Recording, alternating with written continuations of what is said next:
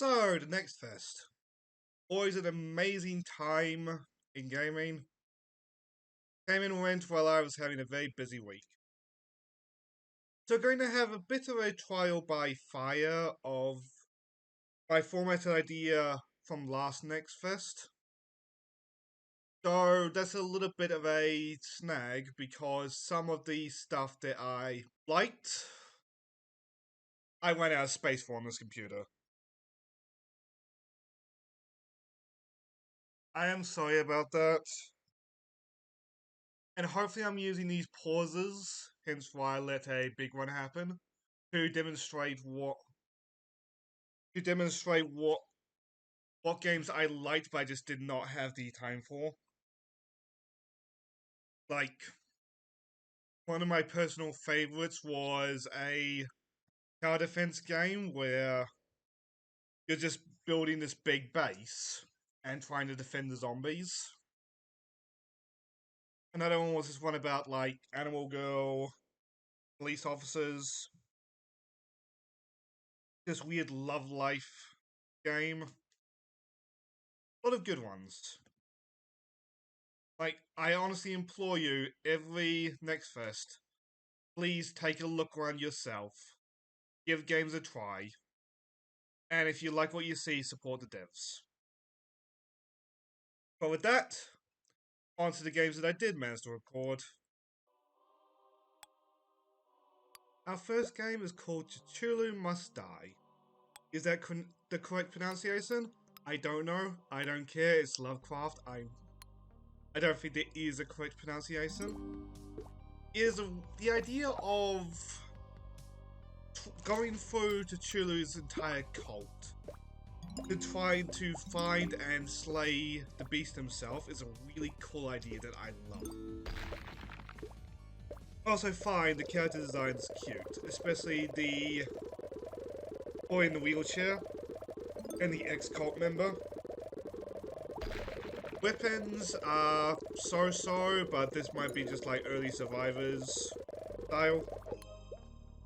So I do feel there are some problems. Like, going through the more hallway-esque nature of the map means it's very possible to get caught in the mob and just kind of having to accept your death and just be pincered. Also, in probably my most successful attempt during the demo, I noticed the minigun I was using was causing frame rate issues, which ultimately did do me in my attempts. And on release, I hope that is not a problem, because otherwise killing Cthulhu might be harder than intended. But once again, there's a called Cthulhu Must Die. Give it a try if you like what you're seeing.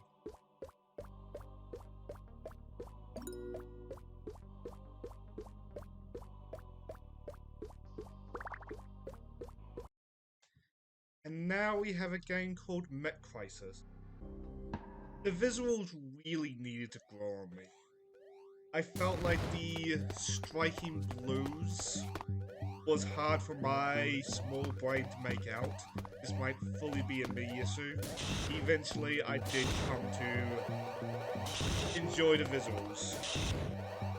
I also did enjoy what seemed to be this wave-based take on the Vampire Survivors formula. Almost like a little bit of COD zombies got injected into it.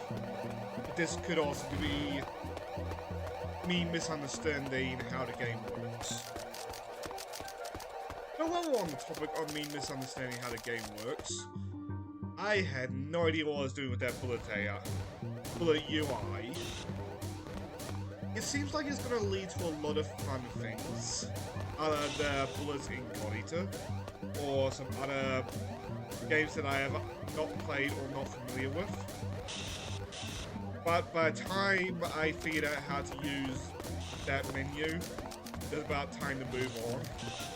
But sadly, I did not get to play with it as much as I would have.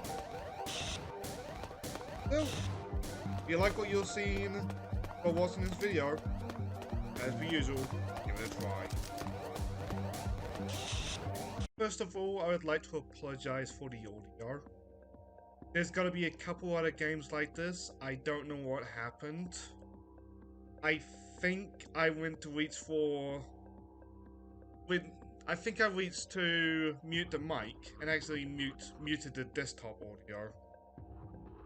Tell you again, there's gotta be a couple other games like this. Anyway, Flying 3K. It is a tiny build game, so I know it's gonna have some... I know it's going to get some love. Tiny build tends to make good games and they tend to look after their own. But that aside, I felt like the game didn't get going in the demo.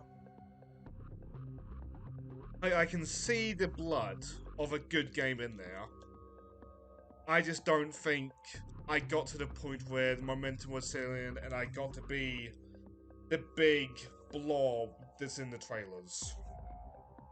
So, again, it's tiny build, it's probably gotta get some love. Master of the Shrooms. I don't know what to say aside from it's just cute. But look at that. Gameplay wise, it does remind me of Epic War and other such games I used to play on Congregate and other games back in the day. Which I worry it will solve the same problems where you just kind of push and push until you can't. But it seems the more focused on classes will alleviate that issue. Maybe. I don't know. We will see when it releases. But look at how cute it is.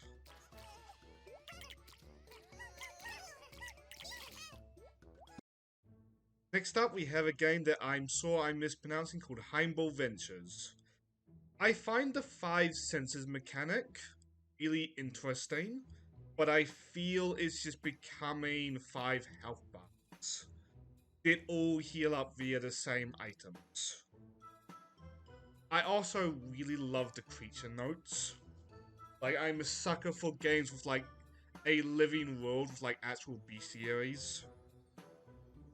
And things like the speedrunner mode do make me think one day this will be an amazing platformer.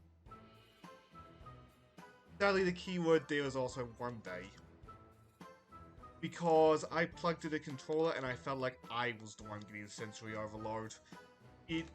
I don't know if it just did not like these 4 controllers or if it's my own issues with it in the past. Or issues with making controllers work in the past.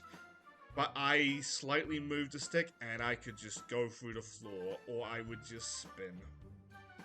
But at the same time, game's in active development. If it is something other people are having, there's plenty of time to fix it before release. Hope for the best. That I can really see the good game in this one day. And what looks to be my final game of this list, Go Mecha Ball. A game that I was confused by when I saw. Like, what is this kind of confused? And then I played it.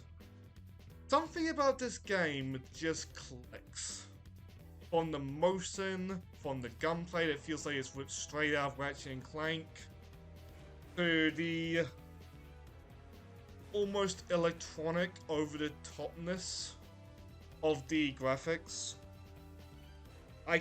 This, when it releases, will be a shoo-in for the roguelike series.